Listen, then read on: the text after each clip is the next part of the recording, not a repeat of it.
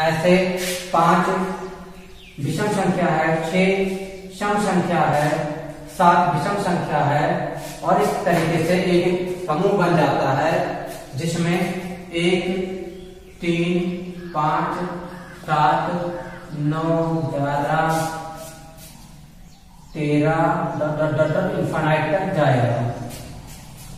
अब ये जो ग्रुप बना है ये होगा ऑड नंबर्स का ग्रुप या फिर विषम संख्याओं का समूह। दूसरा जो डेफिनेशन है वो ये है कि ऐसी संख्याएं जिनके अंत में 1 या 3 या 5 या 7 या 9 होंगी वे संख्याएं विषम संख्याएं कहलाएंगी। वे संख्याएं विषम संख्याएं कहलाएंगी, ऑड नंबर्स कहा जाएगा। अब समझते हैं क्या होता है अभाज्य संख्या, प्राइम नंबर।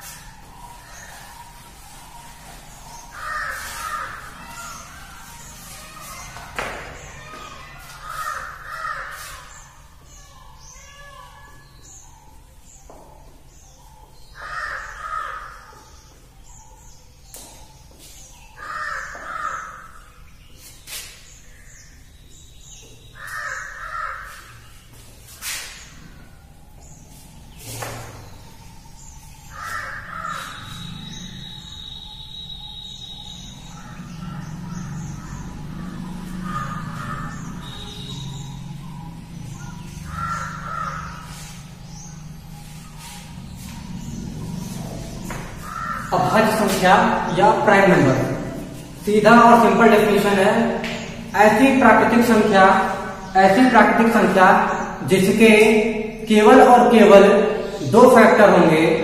ऐसी प्राकृतिक संख्या जिसके केवल और केवल 2 फैक्टर होंगे अभाज्य संख्या कहलाएगी। चलिए चेक करते हैं।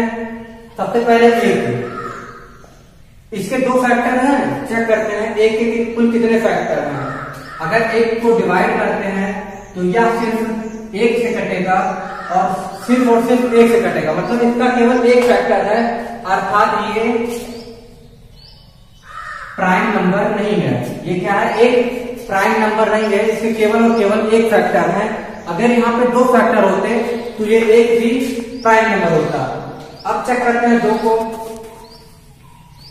2 के 2 कितने फैक्टर हैं, 1 से डिवाइड हो जाएगा, हाँ हो जाएगा, 2 1 के 2, 2 से डिवाइड होगा, बिल्कुल हो जाएगा। फिर 1 दूनी 2, 2 से भी डिवाइड होगा, अर्थात इसके केवल और केवल 2 फैक्टर हैं, अर्थात 2 क्या है, प्राइम नंबर है। इसी तरीके से 3 को चेक करते हैं। 3 1 से कटेगा और 3 से कटेगा, अर्थात ये भी क्या है, प्राइम नंबर है। 5 को चेक करते हैं। 5 1 से कटेगा और 2 से नहीं कटेगा, 3 से नहीं कटेगा, 4 से नहीं कटेगा और फिर जाके 5 से कटेगा, अर्थात 5 भी एक प्राइम नंबर है। 6 को चेक करते हैं।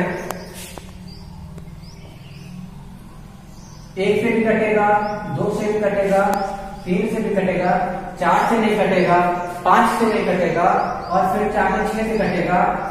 इसके कुल फैक्टर कितने हो गए, इसके जो कुल फैक्टर हैं वो 4 हो गए और होने कितने चाहिए, होने चाहिए सिर्फ और सिर्फ 2 फैक्टर, अर्थात जो हमारा 6 है ये क्या है, प्राइम नंबर नहीं है, ये एक अभाज्य संख्या नहीं है। अब 7 को चेक करते हैं। 7 किससे कटेगा, 1 से कटेगा, बिल्कुल। 2 से कटेगा, नहीं। 3 से कटेगा, नहीं। 4 से कटने वाला है, नहीं। 5 से भी नहीं, 6 से नहीं कटेगा, 7 से हाँ कट जाएगा क्योंकि ये स्वयं 7 है, तो 1 से कटेगा और 7 से कटेगा, अर्थात ये क्या है, प्राइम नंबर है, ये भी एक अभाज्य संख्या है। इसी तरीके से 8 को चेक करेंगे, 9 को चेक करेंगे, 10 को चेक करेंगे। आप चेक कीजिएगा और उस चीज को कमेंट बॉक्स में कमेंट कीजिएगा कि कौन कौन सी संख्याएं आगे प्राइम नंबर है, अभाज्य संख्याएं हैं। अब आशा करता हूं कि आप लोग अभाज्य संख्या या प्राइम नंबर समझ चुके होंगे। अब समझते हैं कंपोजिट नंबर के बारे में, ये समग्र संख्या के बारे में। समग्र संख्या होता क्या है।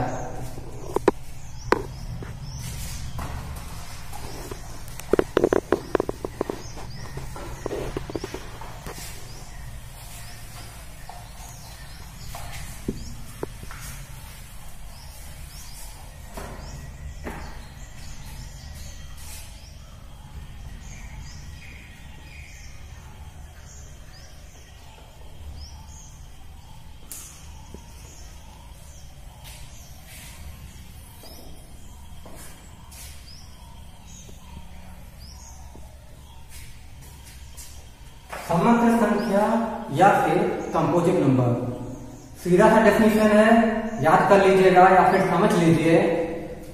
वे प्राकृतिक संख्याएं जो प्राइम नंबर नहीं है, अभाज्य संख्या नहीं है, वो होती हैं समग्र संख्याएं, कंपोजिट नंबर। कंपोजिट नंबर इस तरीके समझते हैं, नेचुरल नंबर है 1 2 3 4 5 6 7 इनफाइनाइट। ठीक, अब इन संख्याओं में से जो संख्या अभाज्य नहीं है वो संख्या क्या है? कंपोजिट नंबर, समग्र संख्या। एक अभाज्य संख्या है, हमने चेक किया था, एक अभाज्य संख्या नहीं है, अर्थात जो कंपोजिट नंबर का ग्रुप बनेगा उसमें एक होगा, क्योंकि एक अभाज्य संख्या नहीं है। दो अभाज्य संख्या है तो दो नहीं होगा, तीन अभाज्य संख्या है तो तीन भी नहीं होगा। चार क्या है? चार क्या है बताइए? हाँ बिल्कुल, चार एक अभाज्य संख्या नहीं है, अर्थात 4 एक कंपोजिट नंबर है। 5 अभाज्य संख्या है, इसलिए कंपोजिट ग्रुप में नहीं आएगा। 6 अभाज्य संख्या नहीं है, इसलिए इसको कंपोजिट नंबर कहेंगे, ये एक समग्र संख्या होगा। 7 अभाज्य संख्या है, इसलिए ये इस ग्रुप में नहीं रहेगा। 8 अभाज्य संख्या नहीं है, अर्थात ये कंपोजिट नंबर है, समग्र संख्या है, इसलिए इस ग्रुप में 8 को शामिल कर लेते हैं। 9 ये भी अभाज्य संख्या नहीं है, तो इसको भी ग्रुप में शामिल होना पड़ेगा। 10 अभाज्य संख्या नहीं है। 11 अभाज्य संख्या है। 13 अभाज्य संख्या है। तो ऐसे ऐसे इनफाइनाइट तक जाएगा ये समूह, जिसमें एलिमेंट, इसके जो एलिमेंट जो है वो प्राइम नंबर नहीं है। तो आपने इस वीडियो में जाना कि क्या होता है सम संख्या, क्या है विषम संख्या, प्राइम नंबर क्या है, अभाज्य संख्या क्या है, समग्र संख्या क्या है, कंपोजिट नंबर क्या है। आशा करता हूँ आप लोग को ये वीडियो समझ में आ गया है। एक बार फिर से बता देता हूँ, सम संख्या वे संख्याएं जो 2 से पूर्णतः विभाजित हो जाती हैं, वे प्राकृतिक संख्याएं जो 2 से पूर्णतः विभाजित हो जाती हैं, सम संख्याएं कहलाती हैं। विषम संख्या वह संख्या जो 2 से पूर्णतः विभाजित नहीं होता, कुछ ना कुछ रिमाइंडर छोड़ देता है, शेषफल छोड़ देता है, वे संख्याएं विषम संख्या कहलाती हैं, और नंबर कहलाती हैं। आगे प्राइम नंबर, अभाज्य संख्या, वे संख्याएं, वे प्राकृतिक संख्याएं जिनके केवल और केवल 2 फैक्टर होते हैं। परिभाषा से ध्यान समझिए, प्राइम नंबर का बहुत लोग कंफ्यूज होते हैं। उन लोग को लगता है कि एक जो हमारा एक है ये क्या है, उन लोग को लगता है कि प्राइम नंबर है।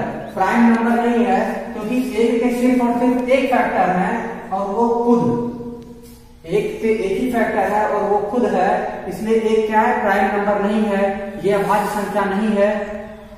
प्राइम नंबर 2 3 5 7 ये सारे प्राइम नंबर हैं।